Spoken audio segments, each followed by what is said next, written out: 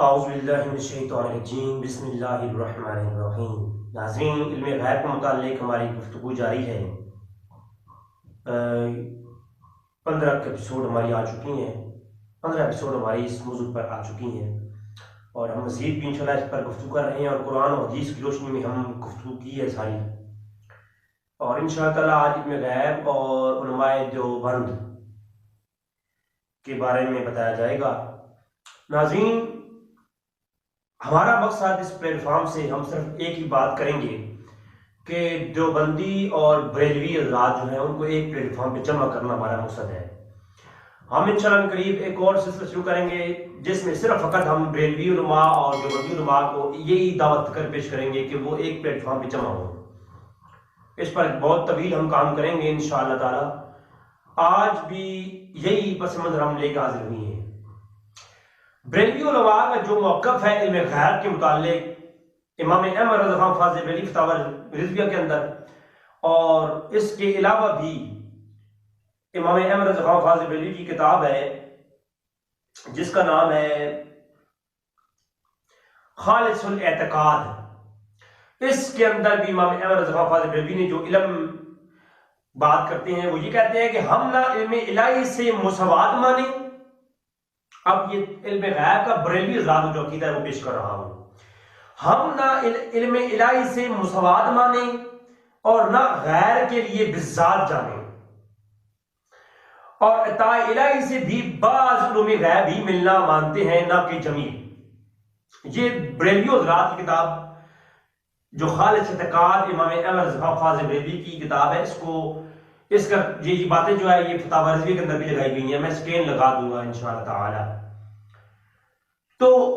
یہی بریلوی حضرات کا عقیدہ ہے، اور اسی عقیدے کے فالو والے دیوبند کے علماء بھی۔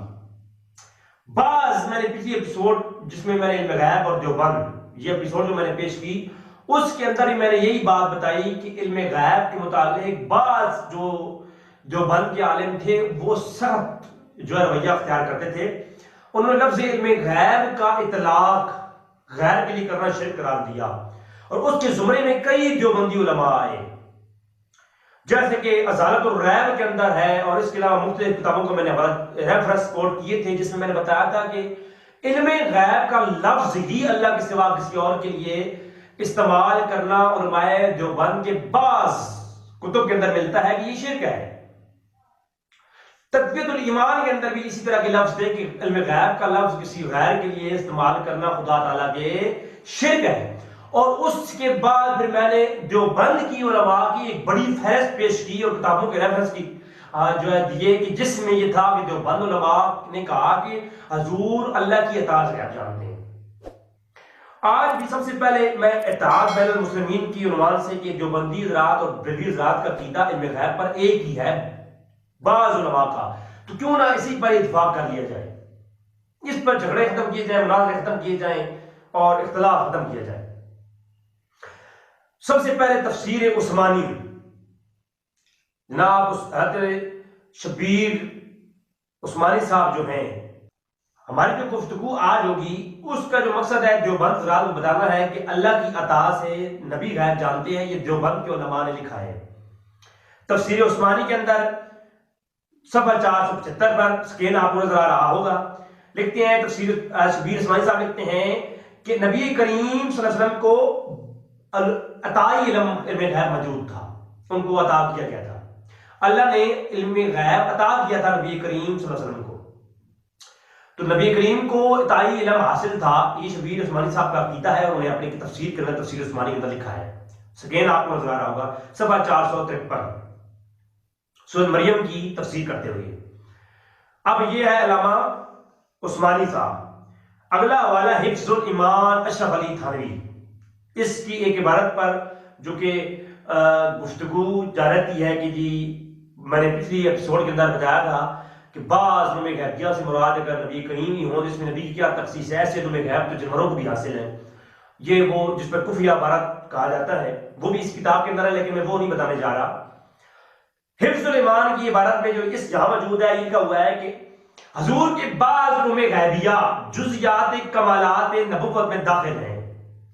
یعنی بعض غیب جو ہے وہ نبی کریم صلی اللہ علیہ وسلم کو عطا کیے گئے ہیں۔ اب جو یہ کہتے ہیں سرے سے لفظ علم غیب کا استعمال کرنا ہی شرک ہے، تو ان علماء جو ہیں یہ تو بعض علم غیب اللہ کی عطا سے علم غیب نبی کے لیے مانتے ہیں، بلکہ اس کے علاوہ میں ریفرنس کی طرف جا نہیں رہا، ورنہ الملفوظات حکیم الامت جو اشرف تھانوی صاحب کی بہت بڑی کتاب ہے، ملفوظات ہیں، ان کے اندر بھی بے شمار جگہوں پر علم غیب کی باتیں کی گئی ہیں، جو کہ ہمارے آج موضوع کا حصہ نہیں ہے، انشاءاللہ پھر کبھی کسی عنوان سے لائیں گے۔ اگلا حوالہ کتاب النوازل، علامہ مفتی سید محمد سلمان صاحب منصور پوری جو کہ دیوبند کے بہت بڑے عالم تھے، کتاب النوازل مشہور ترین کتاب دیوبند کے ہاں، ان کی اس کتاب کے اندر ان حضرت صلی اللہ علیہ وسلم کی علم غیب کا عقیدہ یہ باب قائم کیا۔ فرماتے ہیں نبی کریم صلی اللہ علیہ وسلم کی علم غیب کا اطلاق ہمارے نبی کریم صلی اللہ علیہ وسلم کو اللہ نے سب سے زیادہ علم غیب عطا فرمایا، تو وہ بھی یہ مانتے ہیں کہ اللہ کی عطا سے نبی کریم صلی اللہ علیہ وسلم کو سب سے زیادہ علم غیب عطا فرمایا گیا ہے۔ تو کتاب النوازل آپ کے سامنے اس کا بھی ریفرنس نظر آ رہا ہوگا۔ اس کے بعد توضیح البیان فی حفظ الایمان، مرتضی حسن چاندپوری جو دیوبند کے بہت بڑے رسالہ چاندپوری کے نام سے رسالے چھپتے تھے انڈیا کے اندر ان کے، اور بہت بڑے علماء گزرے، دیوبند حضرات اپنے شیخ مانتے ہیں ان کو، تو ان کی حفظ الایمان پر جو اعتراضات ہیں ان کے رد میں حفظ الایمان کی جو ہے نا تعویل میں اور دفاع میں لکھی جانے والی کتاب توضیح البیان، مرتضی چاندپوری دیوبند کے عالم یہ اپنی اس کتاب میں لکھتے ہیں یہی سرور عالم کے علم غیب کے متعلق، کہتے ہیں سرور عالم کو بعطاء الہی علم غیب حاصل ہے، حفظ الایمان میں اسے تسلیم کیا گیا ہے۔ اپنی بات کہتے ہیں کہ اشرف تھانوی صاحب نے حفظ الایمان میں تئی علم جو ہے نبی کا یہ تسلیم کیا ہے۔ تو ناظرین یہی جو عقیدہ ہے، یہی تو بریلوی حضرات اہل سنت والجماعت کا بھی یہی عقیدہ ہے۔ تو دونوں علماء کے عقائد ایک جیسے بیان ہو رہے ہیں کہ نہیں ہو رہے؟ اب کتنا عطا کیا مقدار کو چھوڑیں، عطائی علم تھا، بس اس پر آپ اتفاق کر لیں تو میرے خیال میں اختلافات بڑھ سکتے ہیں۔ اس کے بعد ازہارت الرائے، مولانا سرفراز گکھڑی صاحب جو کہ بہت ہی مشہور عالم اور جو بریلیت کا رد کرنے والے بہت بڑی تلوار دیوبند کے ہاں، میں بہت بڑا عالم سمجھتا ہوں ان کو، انہوں نے ازہارت الرائے میں صفحہ 453 پہ آپ کو نظر آ رہا ہوگا لکھتے ہیں کہ نبی کریم صلی اللہ علیہ وسلم کے لیے علم غیب کا اطلاق کفر اور شرک ہے اگر کلی مانا جائے، اور بعض میں غیب اللہ کی عطا سے ماننا کفر کے زمرے میں نہیں آتا۔ آپ سنوں کہ یہ بعض میں غیب عطائی الہی سے ماننا یہ کفر اور شرک نہیں ہے۔ تو جو بریلوی حضرات ہیں وہ بھی اللہ کے ساتھ برابر نہیں مانتے، اعلی حضرت کی میں نے بات بتائی ہے، اللہ کی عطا سے بعض غیب مانتے ہیں، تو یہی عقیدہ دیوبند کا ہے، کیوں لڑتے ہیں اس پہ بڑے لوگ؟ الحمدللہ ہم لوگ آپ کو وہ رستہ بتائیں گے دونوں کی کتابوں سے جس میں ہمارا مقصد یہ ہے کہ ایک پلیٹ فارم پہ اختلاف ختم کیا جائے اور ایک پلیٹ فارم پہ یہ ادراک بیٹھے، اور الحمدللہ انشاءاللہ تعالی رب کو منظور ہوا تو اس پر انشاءاللہ ایک بڑا کام ہونے والا ہے انشاءاللہ۔ اس کے بعد اگلا ریفرنس جو آپ کے سامنے میں کوٹ کرنا چاہتا ہوں وہ ہے تفسیر عثمانی ہی، اس کا ایک اور ریفرنس جو آپ کے سامنے میں پیش کرتا ہوں۔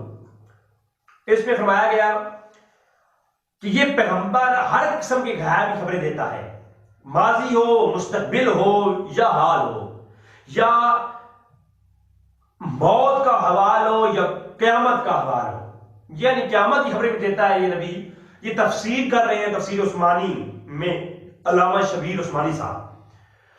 اور وما ہوا علی الغیب دنین سورۃ تکویر کی آیت نمبر 24 کی تفسیر کرتے ہوئے یہ سمجھ 849 میں تفسیر عثمانی میں آپ کھول کے دیکھیں تو یہ لکھتے ہیں کہ وما ہوا علی الغیب دنین سے مراد نبی غیب بتانے میں کنجوس نہیں ہے، ہر قسم کی خبریں دیتا ہے، مستقبل ہو، جو ہے ماضی ہو، قیامت کے دن احوال ہوں یا قبر کے احوال ہوں، سب نبی بتاتا ہے، یہ غیبی خبریں ہیں۔ تو یہ عطائی غیب مانا گیا، تو یہی ہمارا بھی عقیدہ ہے۔ تو ناظرین صراط مستقیم لکھنے والے کون ہیں؟ جناب اسماعیل دہلوی صاحب، تو صراط مستقیم میں اسماعیل دلی صاحب لکھتے ہیں کہ بعض اللہ کے ولی ایسے ہوتے ہیں جن کو واقعہ وقوع ہونے سے پہلے انہیں معلوم ہو جاتا ہے، چاہے وہ الہام کی طرف سے ہو، خواب میں معلوم ہو جائے، القاء ان کے دل میں ہو جائے۔ یہ صراط مستقیم آپ کو سمجھ نظر آ رہی ہوگی۔ تو ولیوں کے بارے میں بتاتے ہوئے کہتے ہیں کہ بعض ولی ایسے ہوتے ہیں جو واقعہ ہونے سے پہلے ان کی خبر ہو جاتی ہے۔ بعض مرنے والا کوئی مر رہا ہوتا ہے تو بتا دیتے ہیں کہ یہ فلاں تاریخ کو مرے گا، تو بھائی اسی کو تو غیب کہتے ہیں۔ یہ تو ولیوں کے بارے میں صراط مستقیم اسماعیل دلی صاحب کا عقیدہ ہے۔ حضرت خضر علیہ السلام کے بارے میں بتاتے ہوئے حافظ ابن کثیر جو کہ دیوبند کے ہاں بہت بڑے علامہ مانے جاتے ہیں اور 774 جس نے فاتحہ کا، آپ کہتے ہیں خضر علیہ السلام کو اللہ نے انہیں غیب عطا فرمایا تھا، اور یہاں عطائی کی جو ہے نا بعض کی بات نہیں کی، یہاں پر کہا کہ خضر علیہ السلام کو اللہ نے غیب عطا فرمایا تھا، مطلق بیان کہا، یہ مطلق بیان کیا۔ تو ناظرین خضر علیہ السلام کے بارے میں علم غیب مانتے ہیں کون؟ حافظ ابن کثیر۔ اس کے علاوہ بھی کچھ چیزیں اور ہیں جن کو ہم اگلی ایپیسوڈ جب قرآن کے بارے میں اور علم غیب کے بارے میں بات کریں گے تو ہم انشاءاللہ قرآن کی آیت کریمہ میں بات کرتے ہوئے دیوبند کے بہت ساری تفسیر کی ریفرنس ہم دیں گے۔ تو آج تک کا اتنا ہی۔ دعا ہے کہ اللہ تعالیٰ ہمیں ایک پلیٹ فارم پہ جمع ہونے کی توفیق عطا فرمائے اور اتحاد بین المسلمین پر ہمارا ساتھ دیں آپ لوگ۔ انشاءاللہ تعالیٰ ہم مسلمانوں کے درمیان میں جو اختلافات ہیں ان کا بائیکاٹ کریں گے انشاءاللہ تعالیٰ۔ دعا ہے کہ اللہ تعالیٰ ہمیں حق جاننے کی توفیق عطا فرمائے اور جو کچھ میں نے حق بیان کیا اس کو سمجھنے کی اور آپ کے دل میں نقش کرنے کی توفیق عطا فرمائے۔ وما علینا الا البلاغ۔